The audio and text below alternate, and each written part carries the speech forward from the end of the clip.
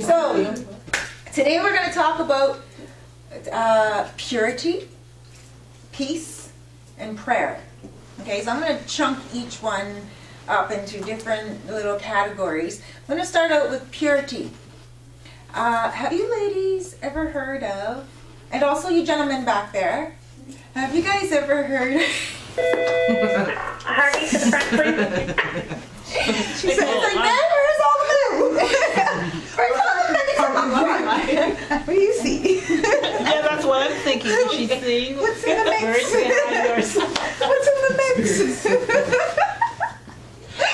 It's for the camera. Everyone back there? The men sit at the back, the women sit at the front. Okay, so purity, and in terms of that saying in the Bible, you must be pure like a child to enter the kingdom of God. Anyone ever hear that before? Mm-hmm. Yeah. Have you never heard that? Okay, so Jesus says in the Bible, you have to be innocent like a child to enter the kingdom of God. And pure in heart. Now, I'm going to just break that down quite a bit. And I'm going to break it down in quite a few ways. So, innocent like a child, meaning free of judgments, free of anger, free of malice. Now, there are a lot of children out there who do have anger. When they get upset, they have their temper tantrums, but they're very forgiving. And some children are very judgmental because, you know, if they're not familiar with something, they'll say, Mommy, what? One time I was on the subway with Nalisha when she was only 3 years old, and a man got on the subway that was very much overweight, very, very much overweight. And Nalisha looked at him, and she looked at me, and she looked at him, and at this point I'm saying, please, don't say anything. And she said, Mom, why is he so fat? Innocence. Innocence, right there, that's innocence. Yeah. But it might have seemed judgmental, but if this child had seen growing up every single human being look like that, that judgment or that question wouldn't be there. So children are innocent like this driven snow, they say. It's like a pure blanket of white snow that you see on the ground, untouched and pure. So let's look at purity just in the sense of children. There was a study done on children. This is how pure and innocent they are. They don't like mean, people being mean. Children will be the first ones to say, you're mean, or you're not nice, and they really make a big deal out of it, right? So there was this study done on a child from newborn up to 12 months old. And what they did was they took two puppets. One was red and one was blue.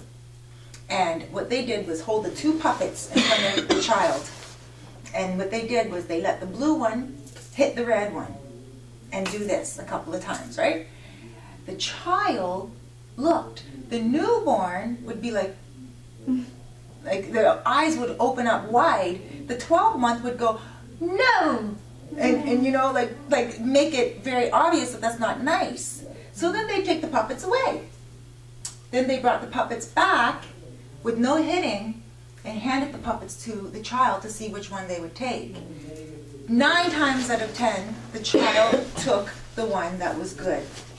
When they didn't even bring 2 of them, and they only brought the bad one, 9 times out of 10, the child did not take it at all. The child said, like, I don't want that, that's a mean one. And then what happened was, afterwards, and this is what it was, the newborn obviously couldn't reach out, but even the newborn would go, move its head away. I don't even want to be around it. And then the ones that could clearly walk, 12 months old and stuff, right? They would grab for the good one. 9 times out of 10.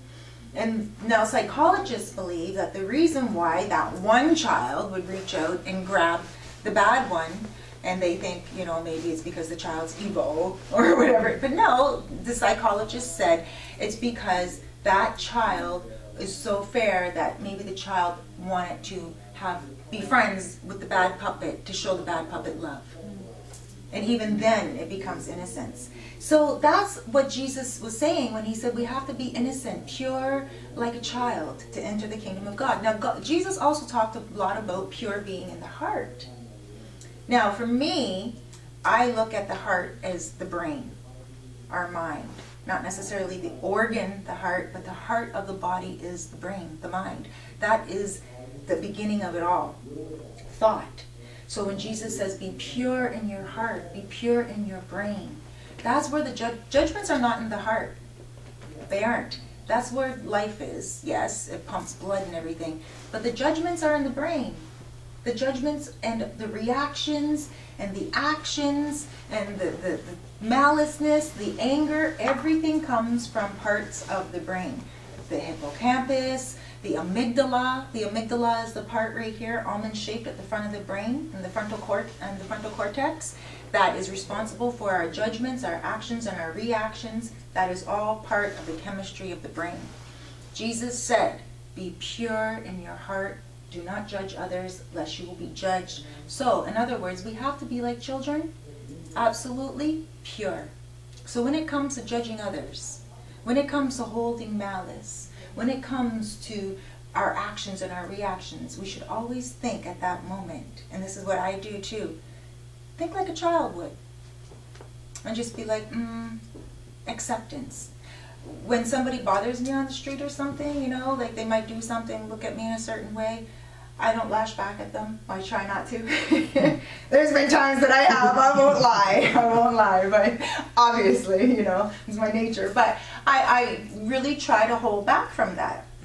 And I really try to say, you know what, I'm going to treat them the way I want to be treated. I'm not going to hold judgments. I don't know where they came from, which is going to be the topic for next week. You don't know where someone comes from, so you have to treat them according to how you want to be treated. But also not hold any judgments is the most important thing. So have a pure heart. That's what purity is. Purity means innocence, yeah, but it also means a clean brain, a clean mind, pure thinking. So no malice, no wishing bad upon anybody else, no envy, no jealousy. That's what Jesus said. Pure heart, pure mind. Someone does something bad to you, whether it has anything to do with relationships, not really calling you out there, but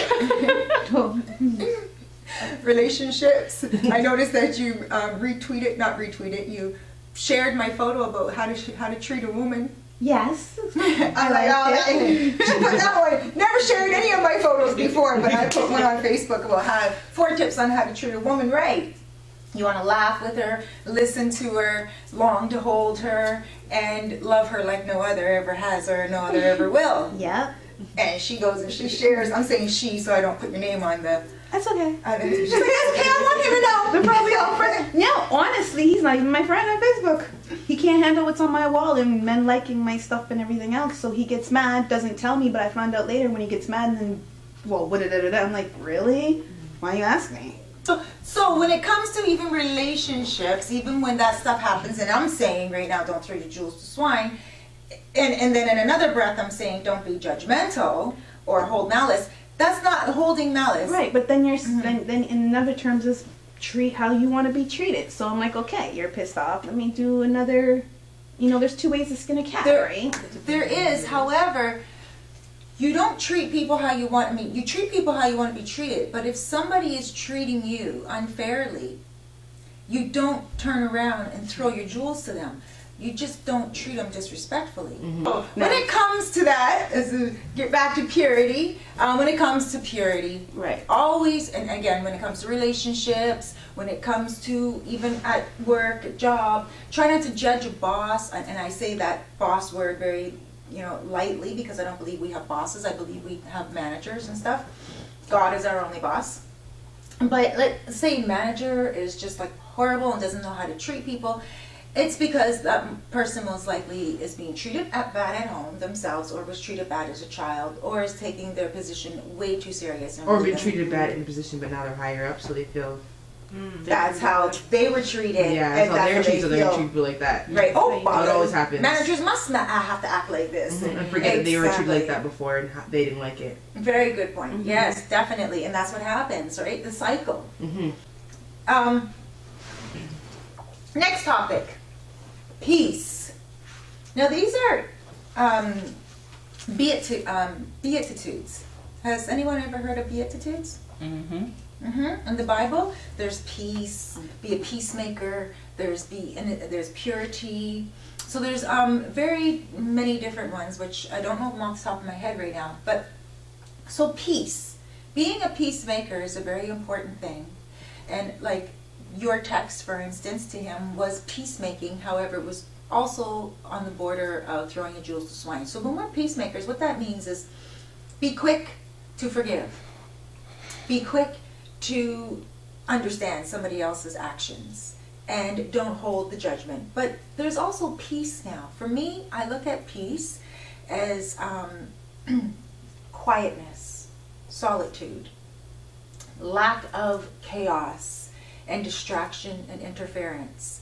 Now, when I think of peace, I think of God. And I think of God and my Creator and myself. And so I really thought a lot before I decided to speak about this, because there's going to be a lot of Catholics watching on YouTube and stuff like that. And I'm not against Catholicism, because I love the way that they are really religious and they praise God.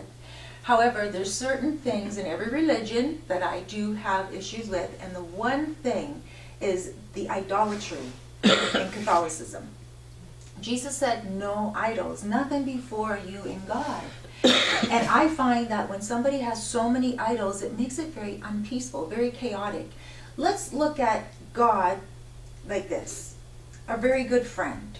Okay, so let's just take it back for one moment. Let's say there's a whole bunch of people in the room, even though we have thousands of people in the back there. Idolatry, how? I'm just thinking here. How? Okay, so idolatry in the terms of angels and saints. Okay. And like this looks like a rosary today, so let me see. This here, if they miss a bead as they're doing the Hail Mary, that's a ritual. My God and I don't have that type of stuff. My God and I is like a good friend. I can go to him. He's my not even my boy, because I don't look at God as a boy. I'm just saying he, for the lack of a better word. Father. Right? Father, still lack of a better word, because it's masculine. However, the source, the divine, the creator, you know? And so there's just myself and the creator. I don't come with a cross. I don't come with a saint. I don't come with the angels. I don't come with a rosary. I come with my heart, my mind, my body, my everything. Just this alone is all I need. And everything else in the room is chaos. If you have an angel over here and a saint over there. The reason why I bring this up is because for me, peace is so important. I had a client call me the other day, and we were talking on the phone, and she was like so upset. She's like, Cerise, I'm so upset today. And I'm like, why? What's going on? She's like, I lost my father's gold coin. I'm like, your father's gold coin? She's like, he's dead. He got the gold coin when we were all children. It was one of the first gold coins ever, blah, blah, blah. It was from some very important place. And I said, okay. She's like, I lost it.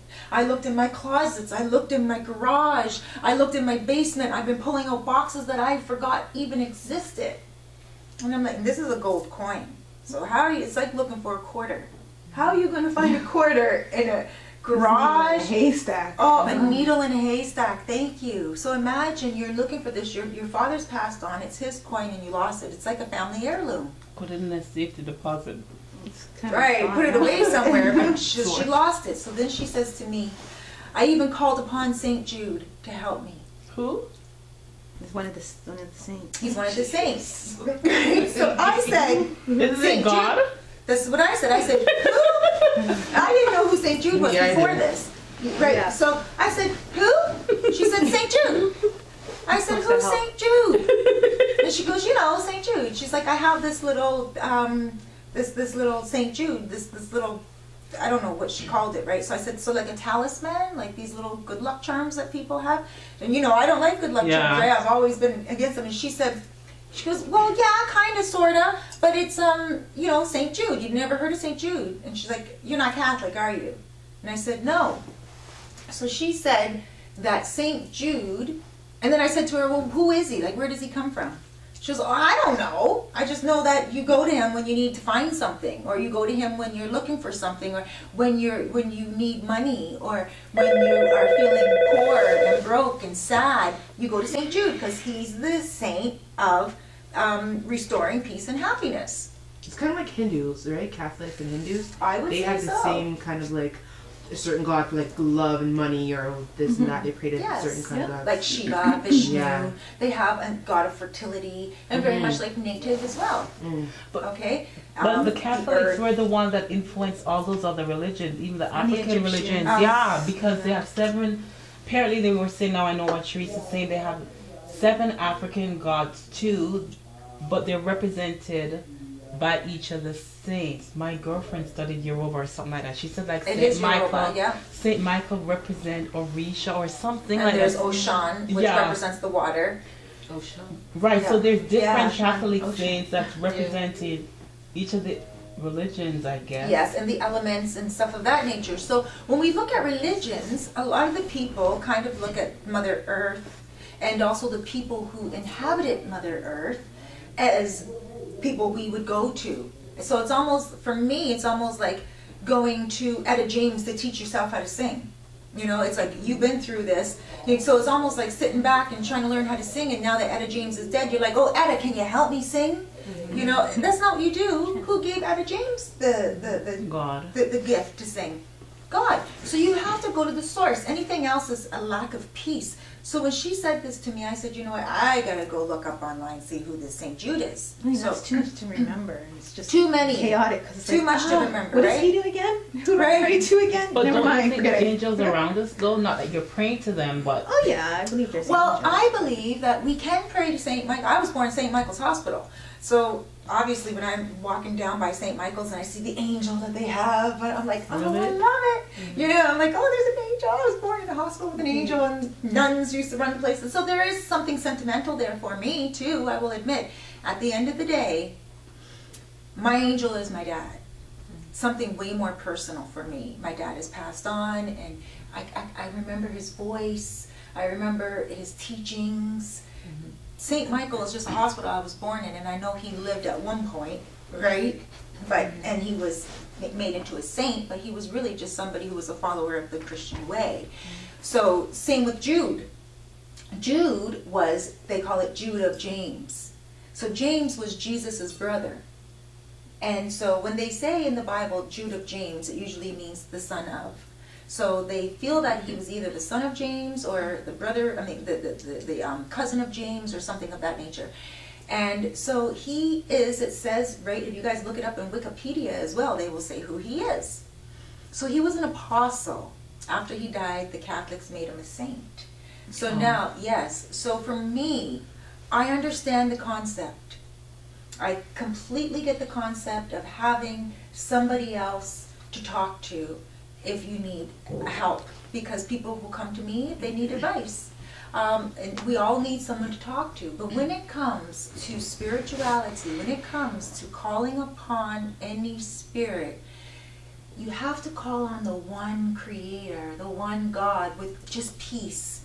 None of this interference from left to right and all these, you know, when you think about it, when you're dealing with your friend, you're sitting down, you're having a good conversation with a really good friend who you go to all the time. You can go to this friend with every single worry, every single fear. This friend will actually try to help you out. You go to this friend and you do everything, that's like God. But if you go to your friend with someone other friend, and you're like, hey friend, you know what? I want to ask you something. That other friend's going to interfere. Or I might talk to the both of them at the same time. That is not what peace for me and spirituality is. For me, peace and spirituality is me and God. Just that's it. Anything else for me becomes, like Autumn said, confusing. Distraction, right? Distraction. True. Distraction. Perfectly said. It interferes with the Almighty's concentration. When we talk to God, we have to be in concentration with God. That's why prayer is like this. It's all within yourself. And speaking about prayer, that's actually my next topic. And prayer, I feel, is meditation. But let's take it to a layer deeper than that and call it contemplation. It is where we are contemplating something. Not just, for me in meditation, I'll like say, my knee is hurting or whatever, right? I'll say peace, love, health, you know, stuff of that nature, and I may focus on the word health. And then I'll imagine health going through my body and, you know, healing going through my body. But that's not conversation with God. That's just programming my cells to start healing. My brain and my mind, the neuroplasticity in my brain, to actually start thinking about health instead of thinking about pain. So I am planting seeds of health in my brain when I'm meditating. But when I'm contemplating, I'm in prayer. Prayer is speaking to God, and that is contemplating what needs to be done, my next plan of action. I'm talking about what just happened. I'm talking about what I want now. I'm talking about the future. I'm thanking Him for something that He did years ago. I think it's very important as well in prayer, not to just get down on your hands and knees and say, oh God, you know, I really want that Lexus. You know, but you want to, it's really important to sometimes just say, you know what, God, I thank you. I thank God for this often. When I was a single mom back in the day, and Alicia was 6 and Tyree was just a few months old, 9 months old, I had to take 6 buses in one morning just to get to school to finish my education. I don't know how I did it till this day, and I will often thank God for that till this day. I was 23 years old, and I would say, God, you know what? Thank you for giving me the energy to do that, because if I didn't do that, I wouldn't be doing what I'm doing now. Thank you for that. So we're going back so many years ago. I'm thanking Him for that from my heart. I thank you, God, for after I got hit by that car, and I remember flying in the air, and I remember flying, and I said, God, is this how my life ends? Is this how Cerise ends on earth? Is what I said. There was no answer. But when I smacked on that ground, God said to me, you move your fingers and toes and don't you stop moving them. Because my arm was disconnected and I had no feeling, and I had to move my fingers and toes and wiggle everything, and I thank God for that moment, because I'm like, God, I landed on top of the car. What if I went to the bottom? I'd be dead. So these are the things that we have to, in prayer, not only ask for things, but be thankful. But we have to appreciate God for the things that He does, and always be thankful in prayer. And when we are praying, remember that it's conversation with God. It's not just one way. It's not just like, hi God, this is what I want, or this is what I'm going through. God already knows all that. Mm-hmm. He already knows it because He put you through it in order to bring you through it. And, you know, and He is giving you these experiences in order to make you grow and mature and for us to live. I always say, each challenge has made me smarter, but what would I do with all those challenges? Who would I be? But why do you need to be stronger, though?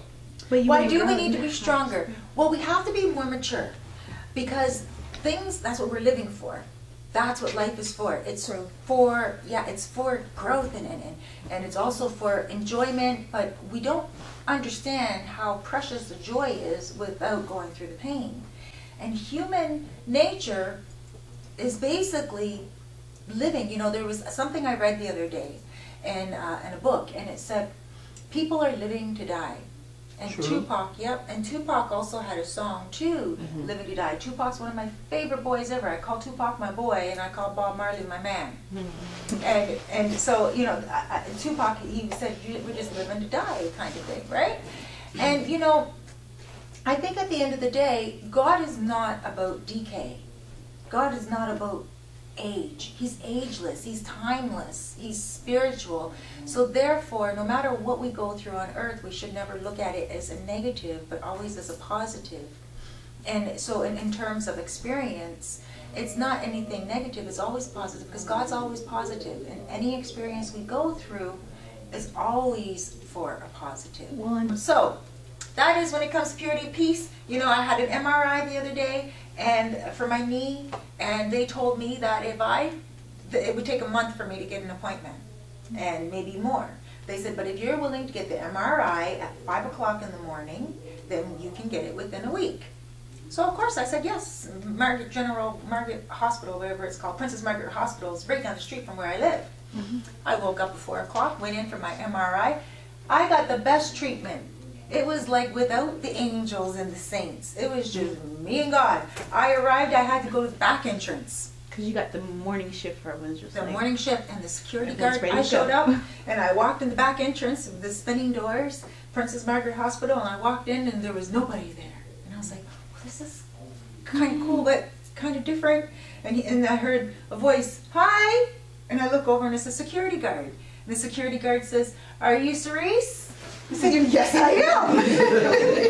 And he said, well, you're booked for your MRI? I said, yeah. He's like, come on, we have everybody on the list for security reasons at this time.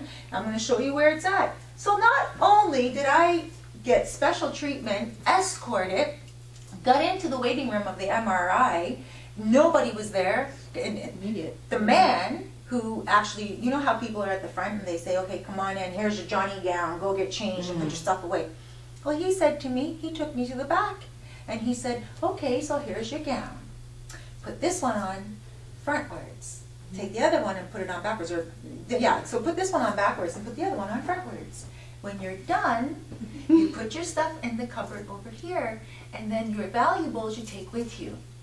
And then, when you get to the MRI room, there is a locker. And you lock your valuables in there, and you get the key. And you can take the key with you and put it on the table that is in the MRI room. Do you know what you're going through? Do you think you're going for brain scan? No. That's what I'm saying. That's what God has. That's what God does. Just kidding. Right? When you got so many other saints and angels involved, that's when you arrive and they're like, they don't even recognize you. Who? You got an MRI? Like, get in the back and they put them Johnny gowns on. You come out and you're all opened up and you don't know what you're doing. You got one arm backwards and then you're like, well, where do I put my purse? I'm just about to go into this place. Where do I put my valuables? You ask a lot more questions because there's so much more confusion.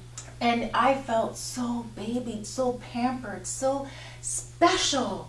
I was like, wow, I'm coming to the hospital from now on 5 o'clock in the morning. Don't give me like 3 o'clock in the afternoon. No. 1 o'clock. No. And so that is like the difference between going to God only. It's like being in an empty building where there's only being special treatment. And then, again, at the end, when we go to prayer, just talk silently to God. So we have purity, peace, and prayer.